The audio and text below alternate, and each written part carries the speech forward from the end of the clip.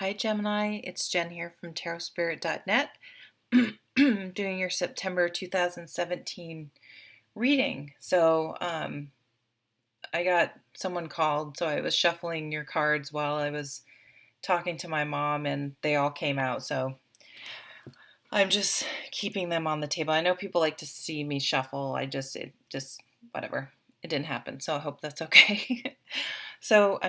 The bottom of the deck, we'll jump right in, is the Page of Pentacles.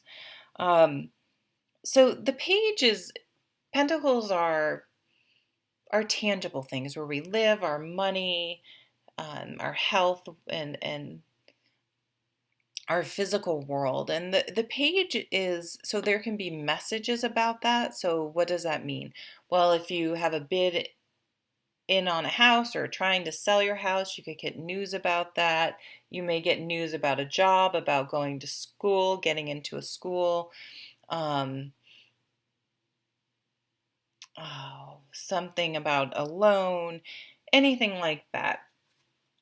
But what the page is learning that if they start something over a period of time, if they stick with it, they will see results. So the Page of Pentacles learns early on that if they can get over the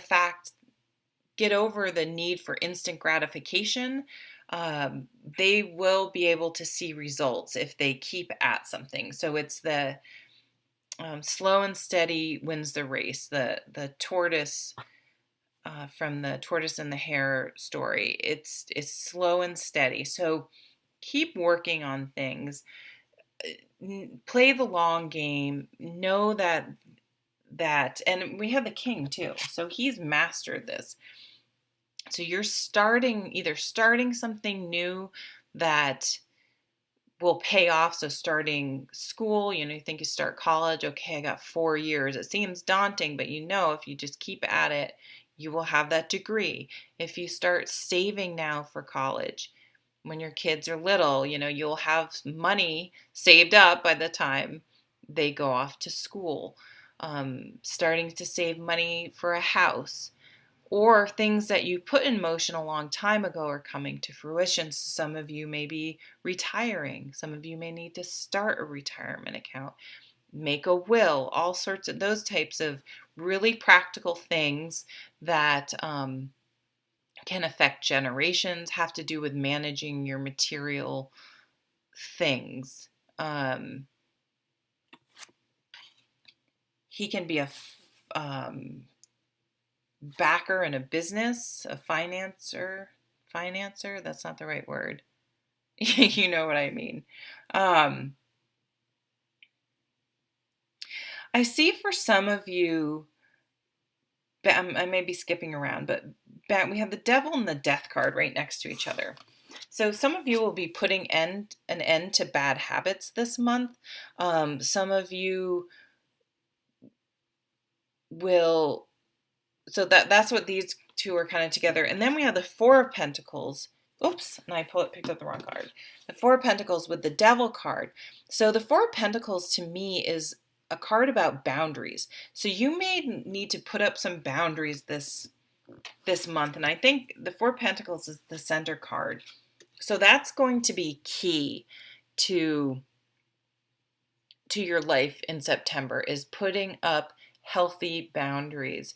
So if you're around someone that has some sort of issues, that could be anything from addiction issues to personality issues to just being disrespectful or selfish,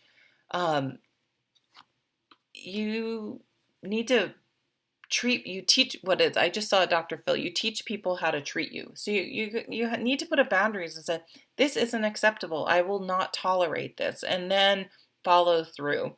It can be really difficult. And the people that tend to not respect your boundaries tend to get the most pissed off when you put them up. And so you just sort of have to know that may happen and be okay with it and separate yourself and say, their reaction is their problem and it's not my job to to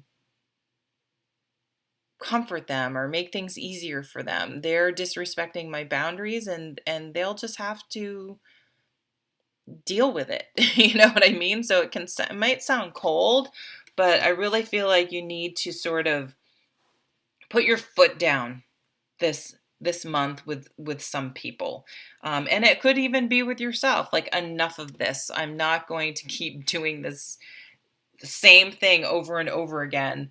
um, it's time for a change. It's time to transform. So coming out of September, you're really going to have made a significant change in your life for the better. It's going to allow you to heal. We have the Four of Swords here. And be making some long-term plans. We also have three pages.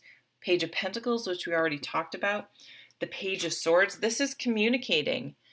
New ways of communicating, learning to communicate differently, communicating your boundaries, communicating you need your space, your needs, and things like that.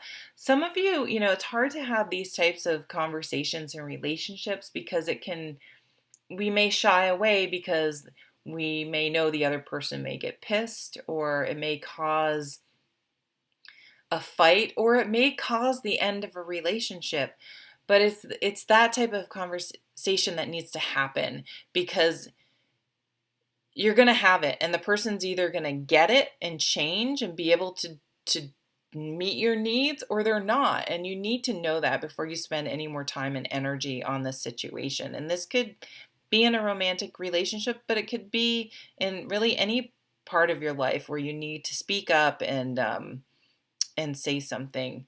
And I remember a long time ago, I was around a friend, and I have one child. She has a couple children, and she was like, goes to my son, "Now, when you're around me, these are blah, blah, blah, my rules." And I was like, and he wasn't doing anything. And I was just kind of looked at her, and I was like, I make the rules for my son. It was just kind of like, I don't think she meant it meanly, but she did it a few times. She kind of took over, and I had to nicely say, I think that didn't quite come across the way maybe you thought it did. And I felt, I'm not going to tell your kids how, what my rules are. I don't know. It was just weird. So I had to say something. And you know what? She's a good friend.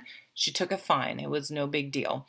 But we have to be careful about the delivery. But I'll tell you, some people, you have to be super blunt, and they probably won't like it. And you have to have respect for yourself and not allow someone else to treat you disrespectfully. And then we have the Page of Wands here. So this is getting your spark back, communication about something you're passionate about, communicating about something you're inspired about. Maybe you've discovered something new that you're really excited to talk to people about.